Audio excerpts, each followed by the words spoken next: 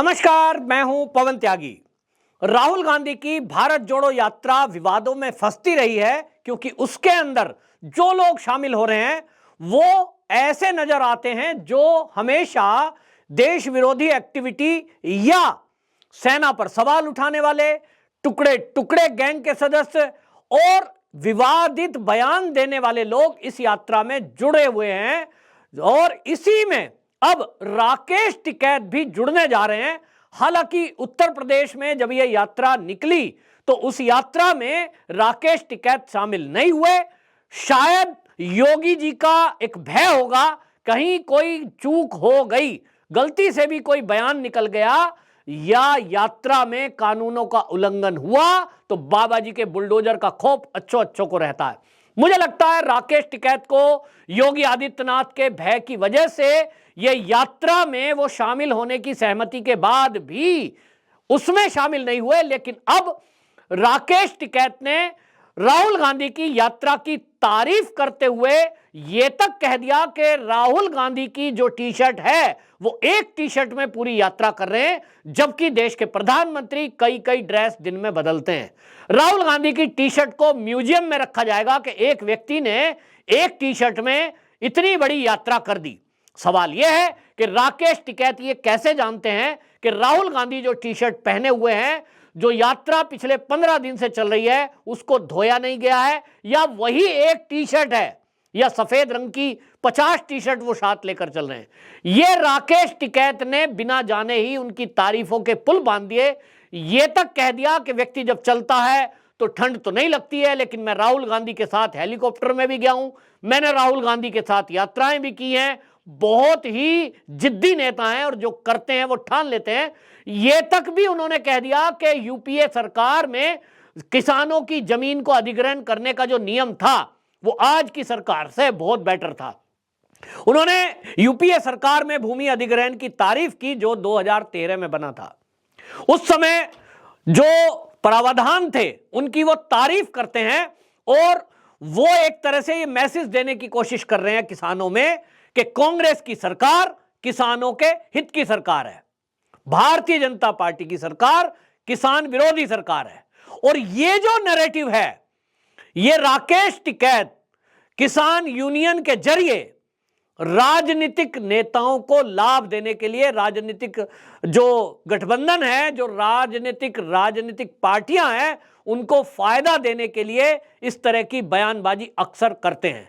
यूं तो वो कहते हैं कि मैं गैर राजनीतिक हूं, किसानों की यूनियन है हमारी, तो हम तो किसानों के मुद्दे पर बात करेंगे।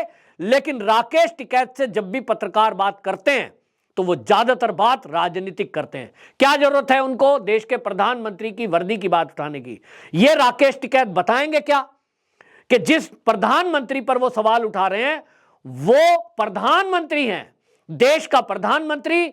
दिन में अगर ड्रेस बदलता है तो क्या देश के प्रधानमंत्री को वो ये चाहते हैं कि देश का प्रधानमंत्री भी पूरी दुनिया में एक टी शर्ट में घूमे, एक ही ड्रेस में घूमे?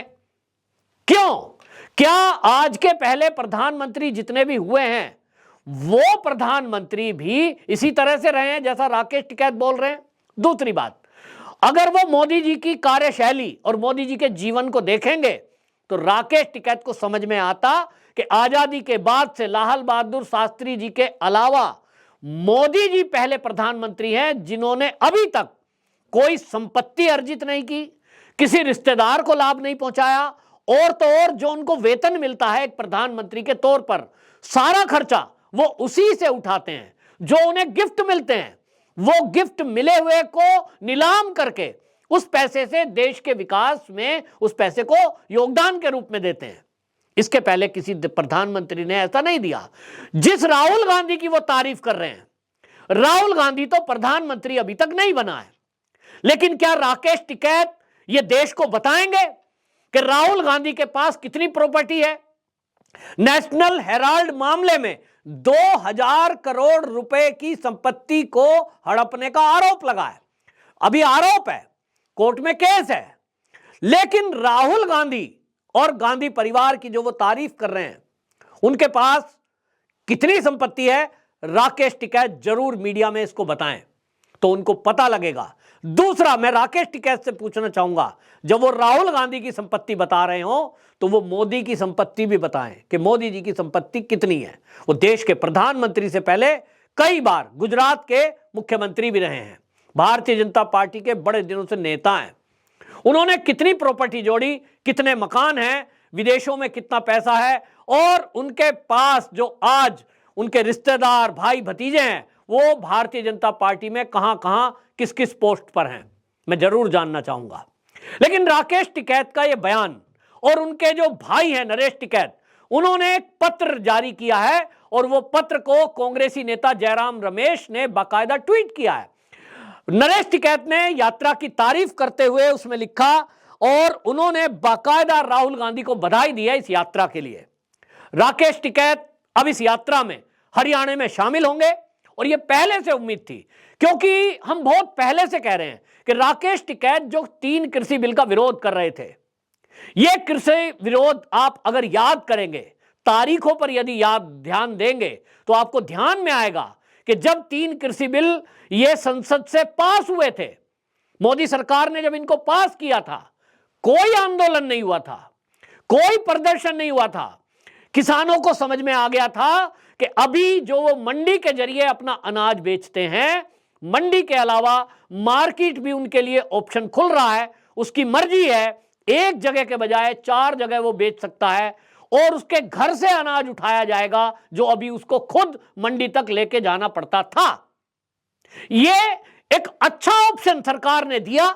आड़तियों का कमीशन बीच में खत्म हो जाएंगे, जो कि आड़ती किसानों की फसल को जब पैदा होती है और तैयार होती है तब खरीद लेते थे। 25 पैसे किलो में प्याज खरीद ली गई, और वो प्याज हमको मार्केट में कभी कभी तो 100 रुपए किलो भी खरीदनी पड़ी है। जो गेहूं किसान का 1000 रुपए प्रति क्विंटल अप्रैल के महीने में जब वो फसल पककर तैयार होती है, किसान उसको बेचता है, उसी को आड़ती खरीद कर सरकार से उसका कमीशन लेकर उसको 2 से 3 हजार रुपए तक भी उसको बेचते हैं। फायदा आड़तियों को होता है, फायदा बड़े किसानों को होता है। गरीब किसान को वो सब्सिडी का फायदा नहीं मिल रहा था, एमएसपी का फायदा नहीं मिल रहा था जो सरकार दे रही थी। राकेश टिकैत आंदोलन के लिए सड़कों पर उतरे, लेकिन कब? जब उनको इशारा हुआ। और इसी तरह किसान के आंदोलन करने वाले लोगों को सड़कों पे बिठाया गया। इनको कुछ नहीं पता था कि 3 कृषि बिल में क्या बुरा है, लेकिन बस कानून काले हैं, एक रट लगा रखी थी, क्योंकि वास्तविकता यह थी कि इन्होंने 3 कृषि बिल को पढ़ा ही नहीं, इनको पढ़ना भी नहीं था, इनको इन कृषि बिल से कोई लेना देना नहीं था, और इनको तो धरना प्रदर्शन करना था। 2024 तक प्रदर्शन चलेगा, ऐसा राकेश टिकैत ने कई बार घोषणा की। तो 24 में क्या है? 24 में आप सब जानते हैं कि भारत के अंदर फिर से एक बार केंद्र सरकार बनाने के लिए लोकसभा के चुनाव हैं, और असली एजेंडा इनका यह था कि 3 कृषि बिल मोदी जी को जो जानते हैं वो लेकर आए हैं, और समझ में आ रहा था कि मोदी वापस नहीं लेंगे। देश हित का मामला है, किसान हित का मामला है, और इसी को लेकर पूरे देश में आप आंदोलन करेंगे और पूरे देश में नैरेटिव बनाएंगे कि मोदी सरकार किसान विरोधी है। लेकिन इनका एजेंडा फेल हो गया जब मोदी ने तीनों कृषि बिल वापस ले लिए। अब इनके पास कोई कारण बचा नहीं है, लेकिन फिर भी ये घोषणा करते हैं कि हम अब एमएसपी पे बात करेंगे। फिर ये बात करते हैं कि भाई आवारा पशु खेतों में घूम रहे हैं। बहुत सारे लोग वीडियो वायरल करते हैं। राकेश टिकैत के साथ जो किसान यूनियन के लोग जुड़े हुए हैं, वो राहुल गांधी की यात्रा जब उत्तर प्रदेश में पहुंची तो मीडिया से बात कर रहे थे और राहुल गांधी से कह रहे थे कि आवारा पशुओं पर भी कुछ करना, और वो भी कह रहे थे हाँ हाँ हम करेंगे। मेरा सवाल है, मैं भी एक किसान परिवार से आता हूं, मैं तो बचपन से देखता आ रहा हूं, मेरा जन्म आज के 50 साल पहले हुआ है, मैं तो बचपन से देखता आ रहा हूं खेतों में आवारा पशु आते ही हैं। पशु आवारा कौन है? मेरे घर में गाय दूध देती थी, और जब नई दूध देती तब उसको अगर मैं छोड़ दूंगा वो आवारा हो जाएगी। आज उत्तर प्रदेश में योगी शासन है, आज कई राज्यों में जहां भाजपा की सरकार है वहां गोवंश की हत्या पर प्रतिबंध लगा दिया गया है, गोवंश के हत्यारों को सजा दी जा रही है, और इसके कारण वो गाय जीवित हैं। अगर गाय जीवित हैं और मेरे खेत और मेरे घर के आसपास वो घूमती दिखाई देती हैं, मैं हिंदू होने के नाते दुखी क्यों हूं? मुझे तो खुश होना चाहिए, क्योंकि मैंने अगर अपने शास्त्र पढ़े हैं, मैं अपने धर्म के बारे में यदि कुछ जानता हूं, तो मैंने तो पढ़ा है कि गाय माता है, गाय के अंदर 33 कोटि देवी देवताओं का वास है, गाय के मूत्र और गोबर से, यहां तक कि उसके सांस से औषधि निर्माण होती है। यदि उसके सांस के पास गाय के आप प्रतिदिन रोटी खिलाने के बहाने, चारा खिलाने के बहाने जाते हैं, तो आपके फेफड़ों को बल देने वाला एक ऑक्सीजन वो मिलता है, और वो गाय का आशीर्वाद जो मिलता है वो अलग है। गौ की सेवा जिसने भी की, उसका कुल, उसकी धन संपत्ति और उसके घर में शांति, ये उनके आशीर्वाद से आती है। ये जो किसान हैं, इनको आज बरगलाया जा रहा है, ऐसा कुछ प्रदर्शित किया जा रहा है जैसे कि मोदी जी और योगी जी 2014 के बाद कहीं उनकी गाय बंधी हुई थी 10-20 लाख, और उनको ला करके खेतों में इन्होंने छोड़ दिया। ये मोदी जी की गाय हैं, ये योगी जी की गाय हैं, किसानों का चारा चरो। एक नैरेटिव चलाया जा रहा है। ये हिंदू भी इस बात के विरोध में उतर गए हैं। इसको देखकर मुझे बड़ा दुख होता है और आश्चर्य भी होता है कि इस हिंदू को हो क्या गया है। गाय को माता मानने वाला, बैल को नंदी देखने वाला, आप देखिए कितने हिंदू हैं। अगर आप शंकर जी के किसी मंदिर में जाएंगे, शिव मंदिर में कभी जाएंगे, तो वहां आपको नंदी मिलेगा, और कहते हैं नंदी जी के कान में कुछ बोल दो तो आपकी इच्छा पूर्ति होती है। लोग उस मंदिर में स्थापित नंदी के कान में बोलते हैं, लेकिन जो नंदी जीता जागता हमारे खेत, गांव या शहर में कहीं घूम रहा है, उससे हम नफरत करते हैं कि वो हमारा चारा खा जाएगा। कहां से लाए थे आप? ये धरती किसकी है? ये परमपिता परमात्मा ने धरती बनाई, ये खंड ब्रह्मांड बनाए, आज आप इसके मालिक बनकर बैठ गए हैं। इस पूरी धरती के मालिक तो यही जानवर थे। हम इंसान आए, हमने अपने तार खींचे, हमने अपनी डोल बनाई, हमने अपनी लकीरें खींची, और हमने कहा ये मेरा खेत है, तो मैं इसका मालिक हो गया। आज हमें गाय बुरी लग रही है, आज हमें ये बैल बुरे लग रहे हैं, और इसके लिए आश्चर्य की बात यह है कि हम सरकार को दोषारोपण कर रहे हैं।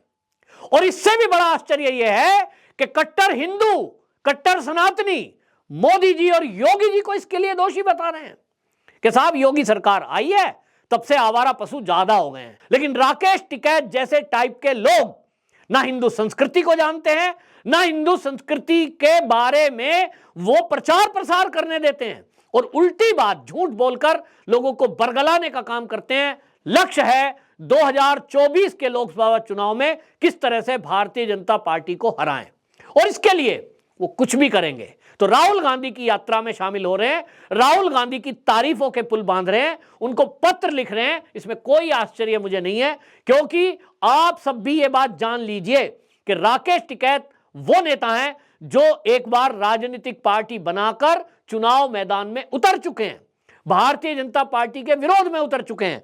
और आपको बता दूं, ये 2007 में राकेश टिकैत ने बहुजन किसान पार्टी नाम का एक राजनीतिक दल बनाया था, चुनाव मैदान में उतरे थे, खतौली जो विधानसभा सीट है वहां से उतरे थे। यह बात अलग है कि उनकी जमानत जब्त हुई थी और वो 12वें स्थान पर आए थे। उसके बाद इस पार्टी को उन्होंने आरएलडी में मर्ज कर दिया। तो आरएलडी से प्रेम उनका क्यों ना हो, और आरएलडी और कांग्रेस केंद्र में भी गठबंधन में रहे हैं, उत्तर प्रदेश में भी गठबंधन में रहे हैं, और इसलिए राकेश टिकैत का रह रहकर वो प्रेम उजागर हो जाता है। राकेश टिकैत जिस तरह की राजनीति कर रहे हैं, वो कहने को किसान यूनियन के पदाधिकारी हैं, उसके प्रवक्ता हैं, लेकिन उनके जो काम है उससे साफ झलकता है कि उनको राजनीति करने का शौक है। वो किसी टूल किट का एक हिस्सा है, उनको जो कहा जाता है वो बोलते हैं। तो आज टी शर्ट की चर्चा है, तो राहुल गांधी की टी शर्ट की चर्चा उन्होंने कर दी। इसका मतलब साफ है कि वो राहुल गांधी को महामानव मानते हैं, और कांग्रेस की जो सरकारें थी उसकी वो तारीफ करते हैं। वो कहते हैं भूमि अधिग्रहण बढ़िया था, लेकिन कांग्रेस का जो भूमि अधिग्रहण था उसमें अमेंडमेंट जो मोदी सरकार ने किया है, उसके बाद आज जो लोगों को मुआवजा मिल रहा है, किसान तो उससे संतुष्ट हैं। राकेश टिकैत जी को मैं कहूंगा कि जेवर एयरपोर्ट नोएडा के पास जो बन रहा है, वहां के किसानों से जरा मिलें। मैं मिला हूं और वो इतने खुश हैं, वो कहते हैं भाई किसी की जमीन नहीं गई ना, वो कहता काश मेरी भी जमीन चली जाती। जिसकी जमीन जा रही है वो बड़ा खुश है, क्योंकि उस पैसे से वो दुगनी जमीन दूसरी जगह खरीद लेता है, कुछ पैसे से अपना काम करता है। आपको बताऊं क्या राज्यों के हिसाब से उन्होंने तय किया है, जो केंद्र सरकार की अभी नई नीति है कि कहीं सेना का कोई काम होगा, कहीं जो है औद्योगिक बेल्ट बनानी होगी, गलियारा बनाना होगा, सड़क निकालनी होगी, तो जमीन का अधिग्रहण किया जाता है। इसमें राज्यों के द्वारा जो निर्धारित है उसमें तय किया गया है कि ये इसमें दिया जाएगा प्रति एकड़ 6 लाख रुपए ये भूमि के दिए जाएंगे, जिसमें आपको बताएं अगर फसली भूमि है, एक फसल जहां पैदा होती है तो उसका 8 लाख रुपया प्रति एकड़, और अगर 2 फसली संचित भूमि है तो 10 लाख रुपए एकड़ से कम नहीं होगा। ये मिनिमम रेट तय किया है। और इसके ऊपर तो जेवर एयरपोर्ट जहां बना है वहां सर्किल रेट के हिसाब से जो एरिया है उसके हिसाब से 4 गुना तक भी मुआवजा लोगों को मिला है।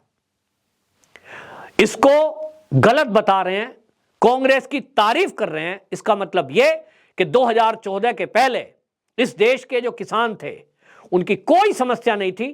कांग्रेस राज में सारे किसान खुशहाल थे। मोदी जी आए तो किसानों को परेशान कर दिया। क्या कहना चाहते हैं राकेश टिकैत? तो राकेश टिकैत केवल कांग्रेस को और 2024 में मोदी को हराने के लिए एक टूल किट की तरह काम कर रहे हैं, जिसको हम सबको समझना जरूरी है। राजनीतिक महत्वाकांक्षा उनकी है। आप देखते रहिए, हो सकता है 2024 में या तो आरएलडी के टिकट पर या तो कांग्रेस के टिकट पर वो आपको कहीं किसी क्षेत्र से चुनाव लड़ते नजर आ सकते हैं, ऐसा मेरा अनुमान है। आपकी क्या राय है कमेंट बॉक्स में जरूर रखें। वंदे मातरम।